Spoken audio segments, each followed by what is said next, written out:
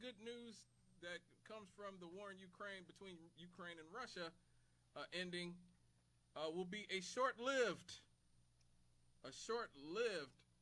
peace in this country, at least, because war will break out between Israel and Iran, and that guess what that means?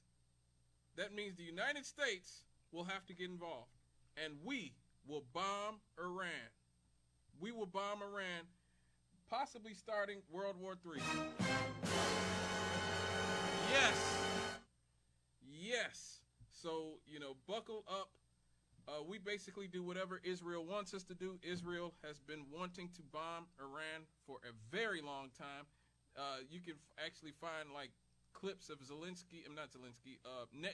going back to the 80s, talking about how Iran is just a few months away from having a nuclear weapon. He was saying that for 30 years. 30 years he's been trying to agitate the United States to bomb as many Muslim countries in the Middle East as possible. All right, folks, that is me from exactly 2 weeks ago on the predictions for the year 2026 show. Man, I look so much younger. Who is that young man there? That is me, okay, from 2 weeks ago, predicting that we would be at war with Iran. And, well, it didn't take long for that to possibly be the case. It has not taken long whatsoever. Let's get into what's going down in Iran right now. Things are getting ugly. Protests began on December 28th, 2025, after a sharp collapse of the Iranian rial and severe inflation, which has crushed their living standards.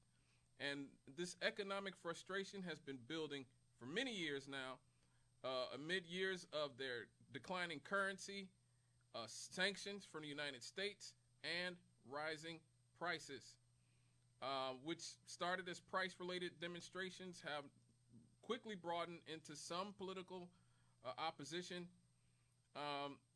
Now, what's happening is that demonstrations have been reported across all 31 provinces, including major cities like Tehran, Mashhad, Tabriz, Qom, and Zahedan. They say that it is a diverse protest movement with merchants, students, workers, ordinary citizens. Also, the stories we're getting from obviously our corporate media that has an agenda, mostly to go to war as much as possible. They're claiming that Iranians authorities have responded with severe and violent crackdowns. They're claiming that security forces, including the Islamic Revolutionary Guard Corps and Faraja police, have used live ammunition, pellet guns, tear gas, and beating. That is what is being reported by, again, the media with an agenda. Near total internet shutdown was imposed partway through the protest, limiting communications and independent reporting. Now, the death tolls from these protests are varying widely depending on the source you get it from. Certain activist groups, such as the Harana Report, are reporting thousands of civilians have been killed, with estimates of more than 2,400 protester deaths and many more injured or detained. Independent activists and news reports are citing hundreds to thousands killed and tens of thousands arrested since late December. Given these communication blackouts and repression, independent verification of exact casualty numbers is kind of difficult. It's kind of difficult to figure out what's going on. Iran's leadership has characterized the unrest as foreign instigated sabotage, blaming the U.S. and Israel. Now, as you heard right there, I told you guys 2 weeks ago that this was the playbook that was going on. Israel wants to go to war with Iran, and they want to use our army and get us into an entanglement with a nuclear armed state that has 90 million people. Iran is not some small country, everybody. Iran is not Afghanistan. It's not some small, poor country, no farmer, poor country It is not, some country. It's not Greenland. It's not Venezuela even. They have 90 million people in Iran. And they have a nuclear weapons program. And they have people who are willing to die. They have a full military. They have all of this artillery and they have people who are willing to sacrifice for their Islamic revolution. Now, Israel's leadership claiming that this is foreign instigated sabotage might not be too far from the truth. And we know this because there's been documented the hackers have actually found that a lot of the riots have been instigated from the Israeli Mossad. It seems like I'm talking about the Israeli Mossad on a weekly basis on this show. I know it does, but that's because they keep doing stuff. And so we have this news report talking about how the hackers have exposed the Mossad's involvement. Well, the hacking group Handala has released the identities of 600 Mossad-linked agents instigating riots in Iran.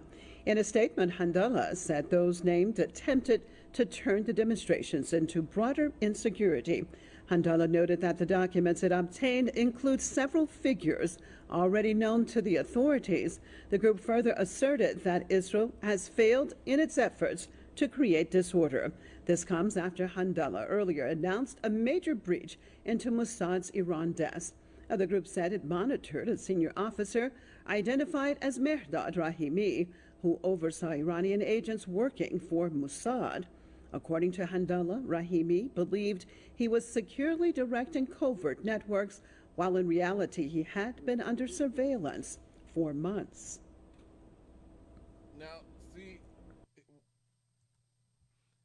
Now, our response to this has been to sanction Iranian officials and entities even more, which is really what's caused all of this.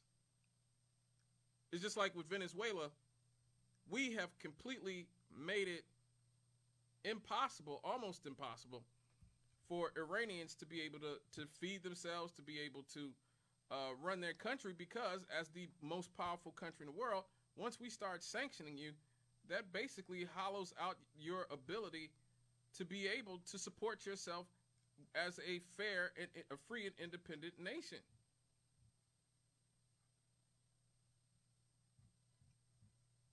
And so there's been a sharp decline in the oil revenue from Iran over these years, in recent years, because of U.S. sanctions. It limits Iran's oil exports, their banking access, their foreign transactions, and it cuts their export capacity, which is the largest source of government revenue. So again, we are starving these people. This is the old American playbook. We starve people. That's not me saying it. That's not me saying it at all. This is how we treat countries with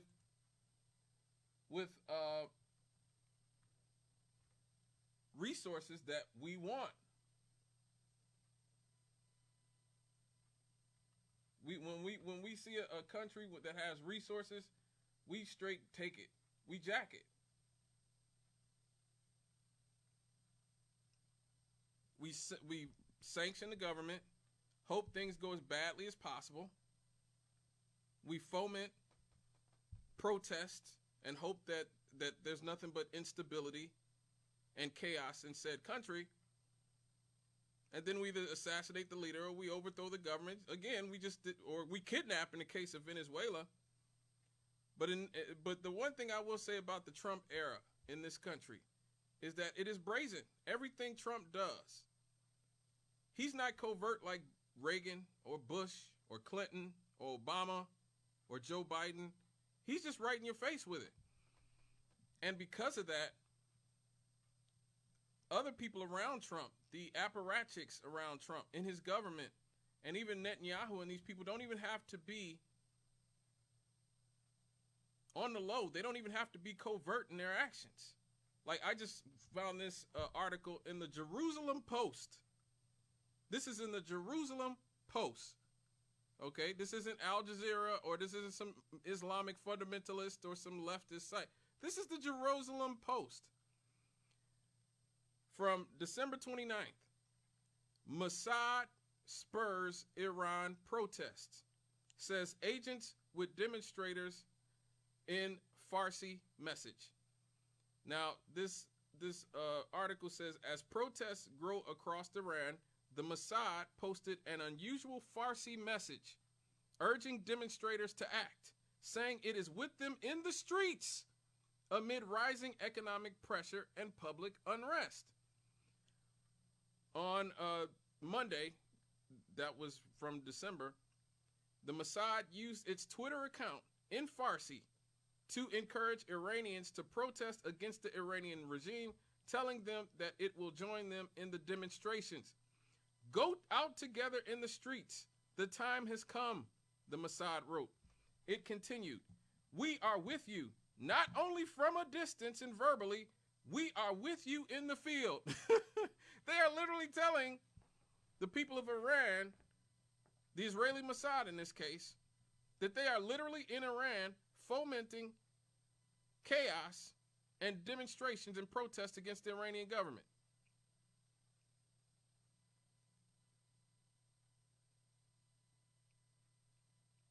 Again, this is what you get with Donald Trump. Like, it's just really full mask off with everything. It is a direct now, and also in this country, the former CIA director under Donald Trump, Mike Pompeo, said, Happy New Year to every Iranian in the streets. Also to every Mossad agent walking beside them. So again, these people don't even see a reason to hide anymore.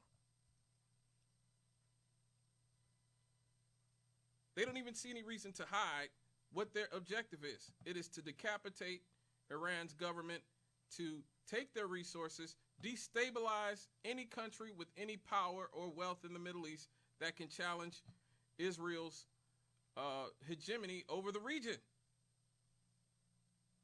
And they are not hiding this anymore. They're not even like pretending that this is about something other than the Greater Israel Project, where Israel basically annexes huge swaths of every country in the Middle East, just like America did with Manifest Destiny or something. And so for years, like I said, they sanctioned Iran. They limited their oil exports, their banking access, their foreign transactions. The reduced oil exports have constrained their foreign exchange inflows, which has caused they have horrific inflation. The sanctions contributed to the contraction of their economy, reduced their GDP growth. They are a huge factor in Iran's economic downturn. They have extremely high inflation, often exceeding 40% in Iran. 40%. And has pushed millions of Iranians into poverty. The national currency has repeatedly hit historic lows. They are dealing with food insecurity. They have limited access to essential medicines and medical supplies in Iran because international firms and banks fear secondary sanctions. I remember seeing a news report some years ago that people with HIV and AIDS are not able to be treated in places like Venezuela and Iran because of the sanctions. This is what they do. These are the economic terrorists. They want you to believe that, you know, the bad guys are Russia and China and these sort of external boogeymen. No, the boogeymen are in this country, are the people running this country.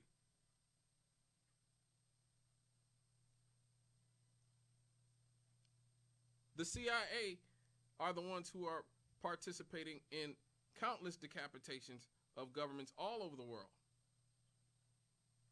destabilizing whole regions of the world. And they want you to say, oh, China's my enemy. Iran's my enemy. Russia's my enemy.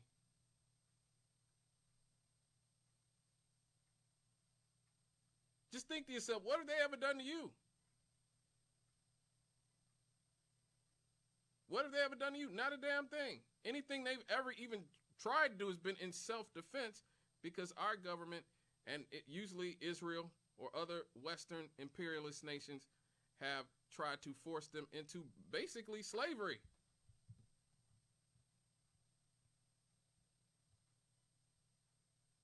And when it comes to Iran in particular, you could go all the way back to 1953, when we, the United States government, the CIA, overthrew Iran's government.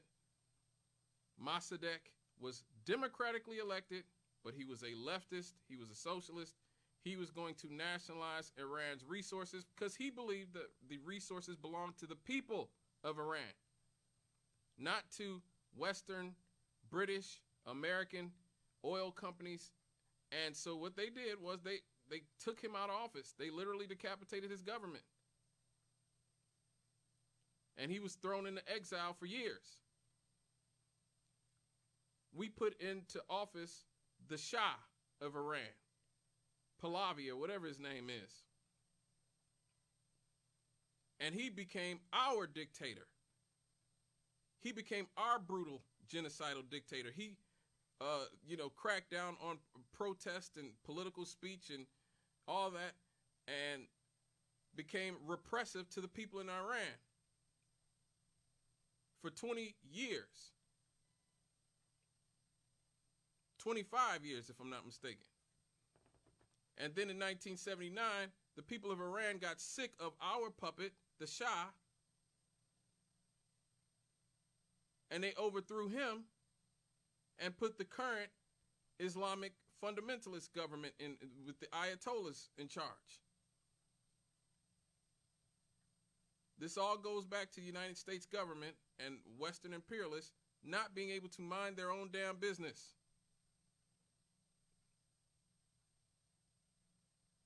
And understand that other people's oil does not belong to you. Other people's resources don't belong to you.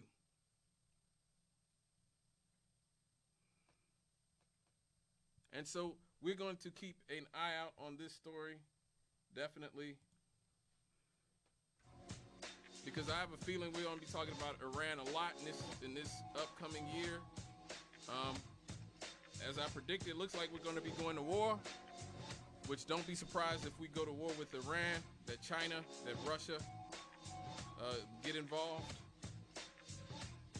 And this will get ugly. You will see a lot of American casualties.